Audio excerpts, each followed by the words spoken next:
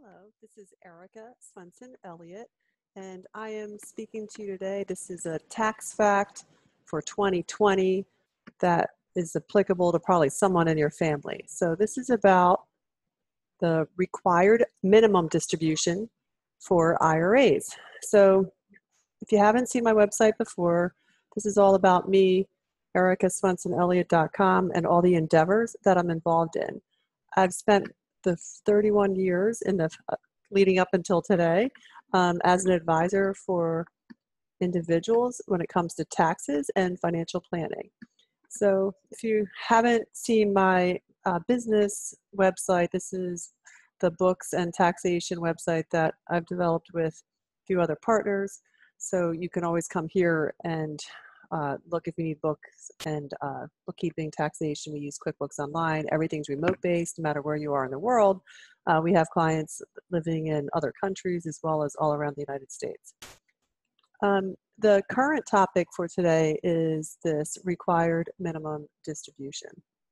So those of you that are familiar with it, if you're a U.S. individual and you have an IRA and you have been saving up for your whole career, then you are required to take out a minimum amount and pay tax to Uncle Sam for all of that accrued wealth.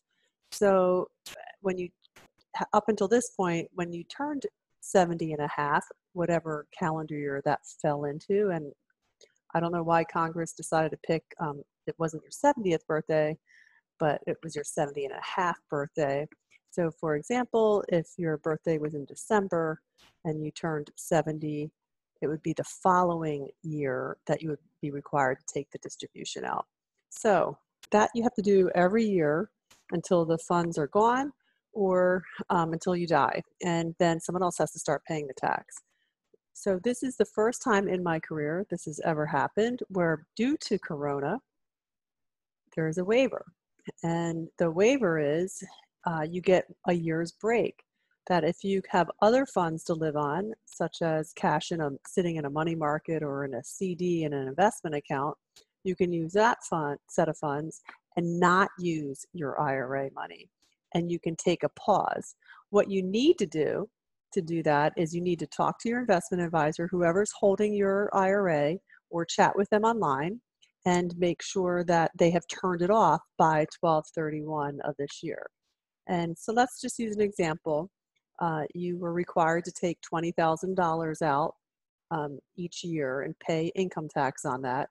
So for 2020, if your tax rate was 20%, you would not have to include that $20,000 in your tax return, your 1040, and you would not have to pay that income tax related to it, which would be approximately $4,000.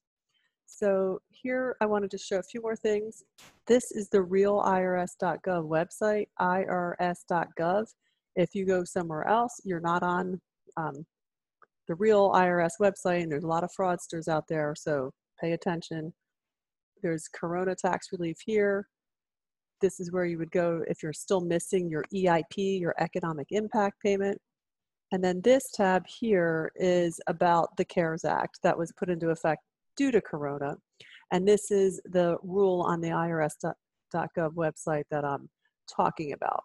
So you have a great opportunity here to save a little cash, keep the income deferred, don't pay tax for a year, keep it working in your portfolio for one more year. And that is all I have to say on this topic. So till next time, thank you so much for listening.